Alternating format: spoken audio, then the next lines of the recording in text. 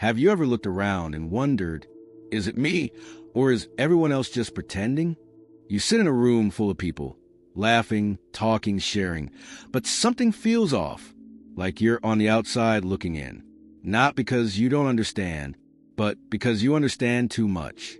This is a silent burden of deep thinkers, not a lack of intelligence, but an excess of awareness. And the deeper you go, the more alone you feel. Let's unpack why. At the heart of it all is a simple truth. Most people want comfort. You want clarity. The majority live within a carefully constructed reality, held together by beliefs, social scripts, and unspoken rules. These frameworks create a sense of order. But you see the cracks.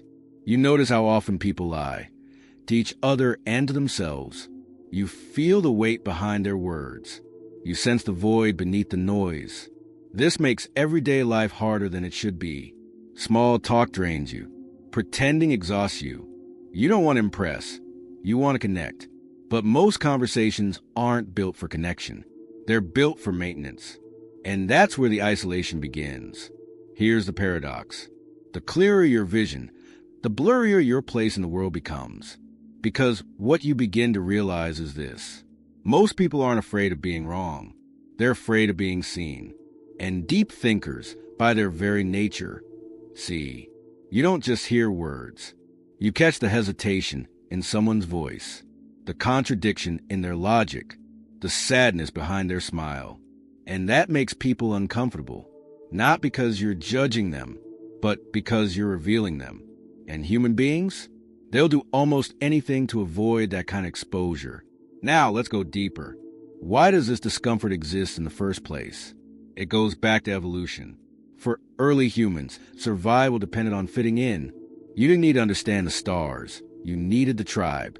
Even today, our brains are wired for belonging over truth. We mimic. We conform. We avoid conflict, even at the cost of self-awareness.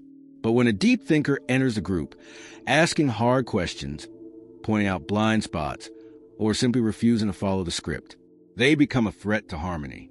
Not physically, but psychologically. They disrupt the unspoken agreement.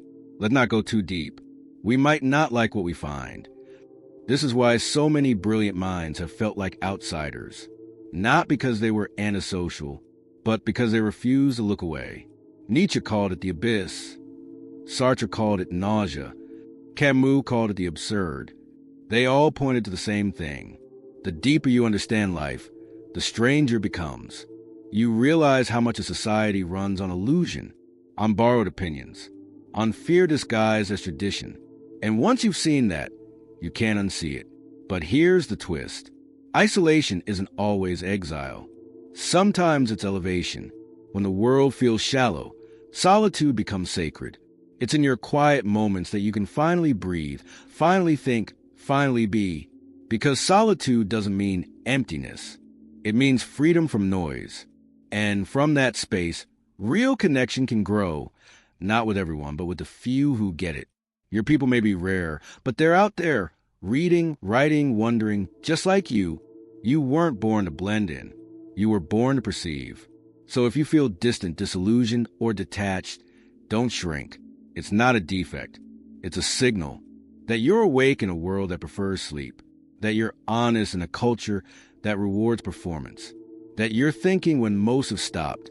In a world addicted to illusion, clarity is rebellion. And yes, rebels walk alone, but they also light the way.